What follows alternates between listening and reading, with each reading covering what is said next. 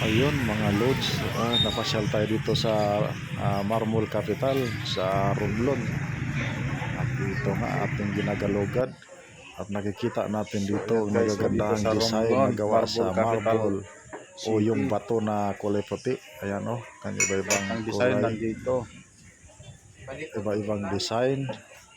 Mayroong lagayan na ng mga bawang, sibuyas. Madalas ginagamit sa mga restaurant yan, mga idol. Mayroong malaki, maliit. At yan naman ay para sa lampara. Ito ay ginagamit sa basta yung mga may ilaw, lamp. Ayan. Ayun, marami iba't ibang design. At mayroon din dyan yung lagayan ng abo. Iba-ibang klase. So kita nyo naman mga lods, nagagandahang design.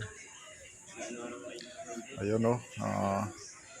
At bukod dyan mga lods, may ibang design pa dyan. Yung baso, ayan, mag ba tawag dyan. 300 lang. Yan po ay 250 lang kinakapihan. isa, oh.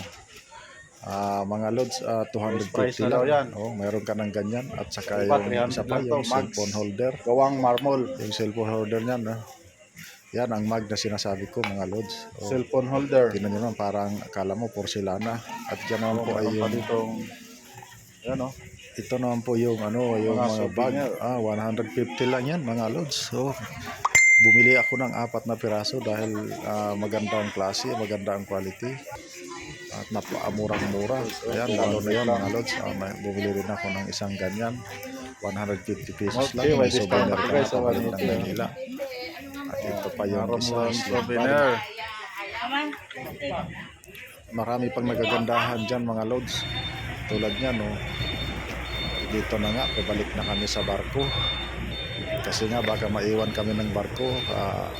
Gumala lang naman kami sandali kasi mayroon kaming binibili. At siyempre, nag-video na rin. Planta ng kuryente. Ito, pabalik na kami sa barko para hindi kami maiwanan.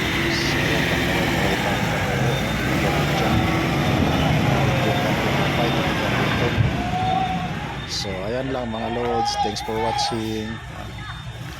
Pakipollow na rin. Unlike. Thank you.